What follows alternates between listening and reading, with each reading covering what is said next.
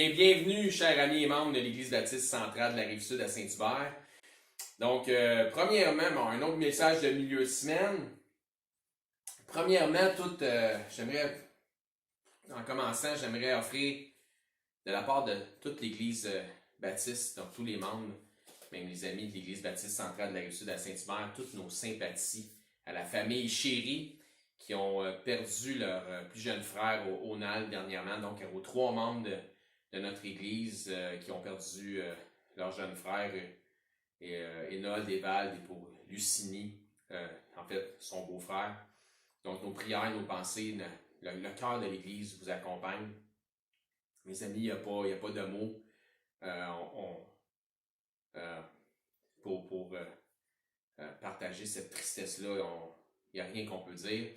Sinon, peut-être de se réjouir dans l'espérance que le salut nous donne, puisqu'on sait que Onal avait confessé Christ comme Seigneur et Sauveur. Donc, on sait où il est présentement, qu'il est dans un lieu de consolation, et qu'un jour, on pourra se réjouir à nouveau en sa présence lorsque le Seigneur nous appellera à notre tour à nous rendre auprès de lui. Donc, mes sympathies, encore une fois, de la part de toute l'Église. Et en quelque sorte, on partage votre deuil et votre tristesse.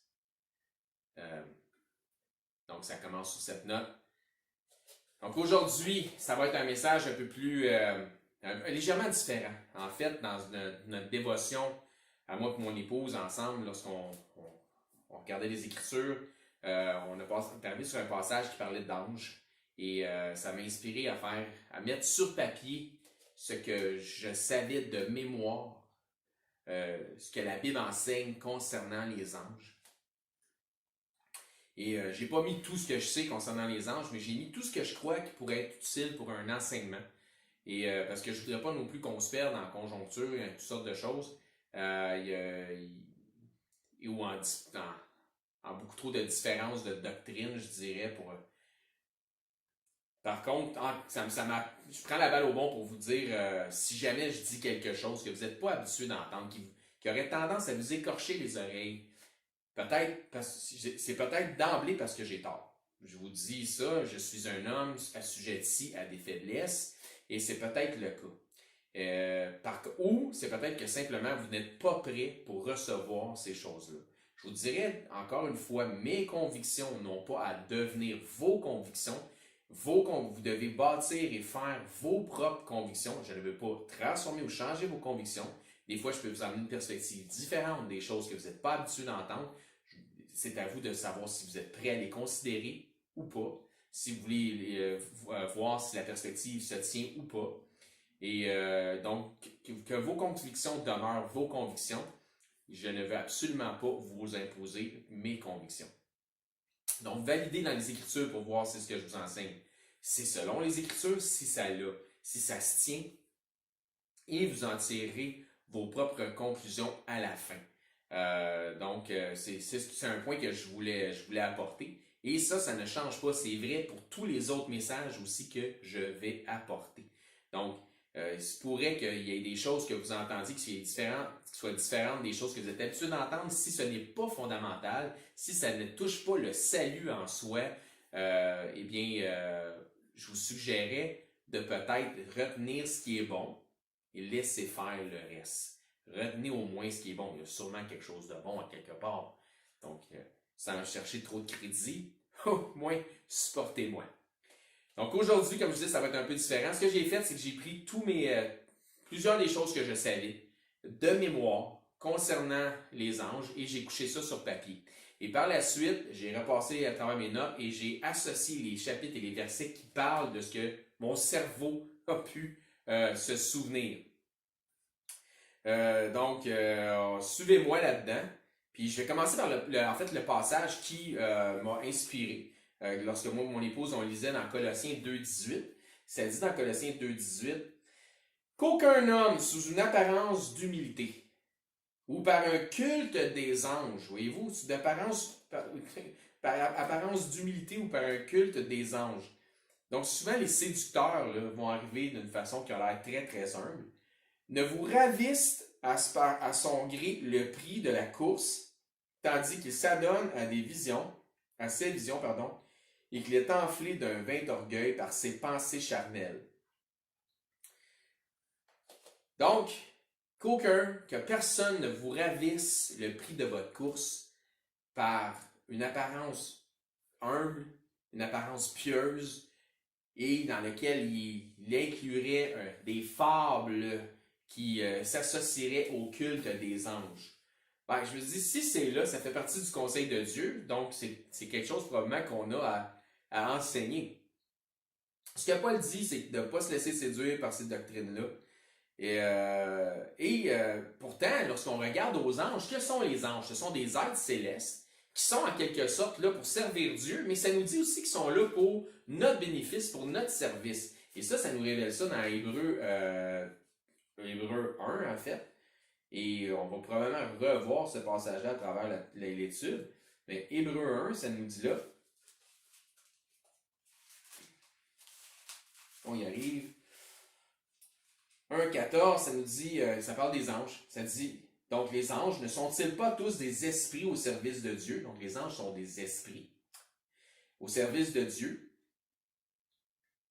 envoyés pour exercer un ministère, donc un service, en faveur de ceux qui doivent hériter du salut. Donc, ils sont au service de ceux qui doivent hériter du salut, c'est-à-dire ceux qui sont sauvés. Ça parle de nous en quelque sorte, si vous avez bien sûr accepté Christ comme Seigneur et Sauveur dans votre vie. Paul va même jusqu'à dire d'être sur nos gardes parce que les gens qui peuvent vous apporter un langage ésotérique vont habituellement avoir une apparence d'humilité, bien évidemment. Et voyez ce que Paul dit dans Colossiens 2.8, qui est juste, on a lu 2.18 en ouverture, maintenant 2.8 un petit peu plus haut, qui est dans le même contexte. Il dit, prenez garde que personne ne fasse de vous sa proie par la philosophie et par une vaine tromperie, s'appuyant sur les traditions des hommes, sur les rudiments du monde et non sur Christ. Et lorsqu'on parle de s'appuyer sur Christ, Christ étant la parole de Dieu, si ça ne s'appuie pas sur la pensée de Christ, eh bien, il y a de fortes chances que ce soit quoi? Des traditions mondaines, des philosophies de vaine tromperie, donc des rudiments d'hommes. Donc, comme on dit, où il y a de l'homme, il y a de l'hommerie. Et certaines personnes qui se disent malheureusement de Christ ou chrétiennes ou chrétiens ont de mauvais concepts bibliques concernant exactement, exemple, les anges. Ou plutôt, devrais-je dire, ils ont de mauvais concepts spirituels. Parce que, en fait, les positions ne sont pas nécessairement bibliques, mais sont plutôt de nature spirituelle sans être nécessairement bibliques. De mauvais concepts spirituels qui s'apparentent davantage à des philosophies trompeuses qui ne trouvent absolument aucun fondement, justement, dans la parole de Dieu, dans la pensée de Christ, dans les Écritures. Mais attardons-nous plus à ce culte des anges qui peut avoir une apparence d'humilité, une apparence pieuse, hein, parce que ce sont des anges, ce sont des êtres célestes. Et premièrement, qu'est-ce qu'un ange? Qu'est-ce qu'un ange au sens biblique? Un ange le mot ange vient du grec qui se dit agalos, qui signifie messager. Mais en fait, si on va plus loin, si on pousse un peu plus, c'est un messager envoyé de Dieu. Ça, c'est vraiment la définition complète. Souvent, les anges sont imagés comme étant des êtres célestes, et ils le sont pour la plupart, mais souvent sont imagés avec des ailes. Tandis qu'en réalité, dans les Écritures, il n'y a aucun endroit où le mot ou le terme ange comme tel réfère à un être avec des ailes. Je ne dis pas qu'il n'y a pas certains types d'anges qui auraient des ailes ou qu'est-ce que ça qualifie pour des anges, mais le terme ange comme tel, on ne le voit pas dans les Écritures possédant une paire d'ailes ou plusieurs paires d'ailes ou des ailes. On ne voit pas ça. Donc voici une des références. Si on va dans Genèse 1, donc ce que je vais faire, c'est que j'ai trouvé, comme je vous ai dit, j'ai couché sur papier mes pensées. Et dans Genèse 1, 28, et ensuite ce que j'ai fait, c'est que j'ai sorti des passages qui parlent, qui réfèrent à ce que je mentionne dans mes notes, et je vais essayer de commenter ces passages. Donc, dans Genèse 28,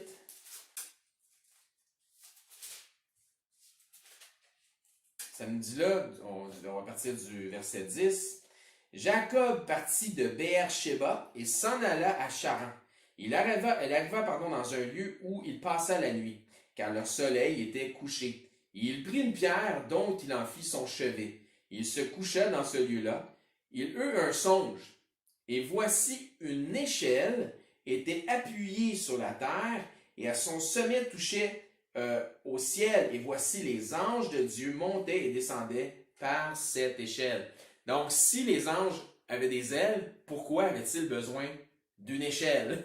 Donc, c'est un petit peu le point que je voulais apporter concernant le fait qu'on ne voit pas le terme ange et s'associer à des ailes dans les Écritures. Autre chose concernant les anges, c'est lorsque ceux-ci apparaissent aux hommes, il semble qu'ils apparaissent plus souvent qu'autrement sous une forme humaine. Et si on regarde dans Genèse, au chapitre 18, verset 1, ça nous dit ici, on va lire de 1 à 5, l'Éternel lui apparut, donc c'est l'Éternel apparut à Abraham, et voici l'Éternel apparut parmi les chaînes de Mamré, comme il était assis à l'entrée de sa tente, pendant la chaleur du jour, il leva les yeux et regarda. Et voici 3 hommes. Donc, sous quelle forme est-ce que l'Éternel est apparu? Sous la forme de 3 hommes. Donc, 3 hommes étaient debout près de lui quand il les vit. Il courut au-devant d'eux depuis l'entrée de sa tente et se prosterna en terre. Il dit, Seigneur, si j'ai trouvé grâce à tes yeux, ne passe point. Je te prie, loin de ton serviteur, permettez qu'on apporte un peu d'eau pour vous laver les pieds et reposez-vous sous cet arbre.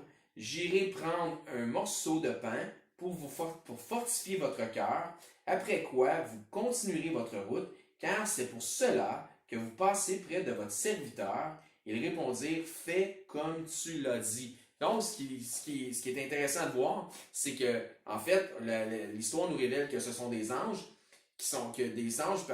là-dedans, et ils permettent à Abraham de leur faire en sorte qu'il puisse se laver les pieds, manger avec lui, se reposer auprès d'un arbre avec lui. Donc, et ça nous dit 3 hommes. Donc, l'apparence était définitivement humaine. Malgré qu'il va y avoir quelque chose de spécial pour qu'Abraham se rende compte qu'il s'agissait de Dieu, en fait, dans l'apparition. Donc ensuite, si on regarde au chapitre 19, donc c'est l'histoire un peu qui continue. Donc, Abraham plaide avec l'Éternel et pour sauver les justes qu'il pourrait y avoir à Sodome. Et ensuite, 2 des 3 personnages continuent vers Sodome et Gomorrhe pour aller, en fait, sortir Lot et sa famille de la ville de Sodome ou des environs de Sodome. Ça dit ensuite, ça dit au chapitre 19, verset 1, les 2 anges arrivèrent à Sodome sur le soir. Et là, donc, les 2 anges qui étaient avant sous la forme d'hommes, 3 hommes, il en reste 2, et ça dit les 2 anges arrivèrent à Sodome sur le soir. Et on va voir encore une fois la forme humaine qui est représentée là. Et Lot était assis à la porte de Sodome. Quand Lot les vit, il se leva pour aller au-devant d'eux et se prosterna la face contre terre. Puis il dit, voici mes seigneurs, entrez chez nous, je vous prie, puis etc., etc. Mais si on saute au verset 5, donc les gens de la ville, les hommes de la ville, tout le monde était là, et ils appelèrent Lot et lui dirent, où sont les hommes qui sont entrés chez toi cette nuit? Fais-les sortir afin que nous puissions... Ils voulaient leur faire du mal, etc., etc. Donc, ça nous dit où sont les hommes. Fait que les 2 anges, on avait quel genre d'apparence? Une apparence humaine. Mais pour ceux des croyants, Abraham, Lot, qui était nommé Lot le juste, eh bien, ces gens-là ont la capacité, qu'on voit dans les Écritures, de se rendre compte que ces personnes-là ont une différence. Il y a une différence marquante concernant ces êtres-là qui ont quand même une apparence humaine. Maintenant, il y a une distinction, la distinction à faire quand on parle d'ange, puis c'est un petit peu ce qui peut être mélangeant, c'est qu'il y a 4 termes qui reviennent encore une fois, en ma mémoire, selon ma mémoire, donc ange, archange, chérubin et séraphin, qui semblent, et effectivement aussi des démons, mais ça c'est une autre chose. Donc, ange, archange, chérubin et séraphin, qui se rapportent à ce qu'on connaît comme étant des types d'anges, mais quand on regarde archange, chérubin, séraphin, le terme ange n'est pas associé. C'est vraiment comme un terme précis. Archange, chérubin, séraphin, etc. Donc si on regarde dans Jude 1,9, ça nous dit là, or, l'archange Michel, lorsqu'il contestait avec le diable, lui disputait le corps de Moïse, n'osa pas porter contre lui, c'est-à-dire contre le diable, un jugement injurieux. Donc, on voit ici un archange qui combat, donc un type de soldat de l'Éternel. Dans Exode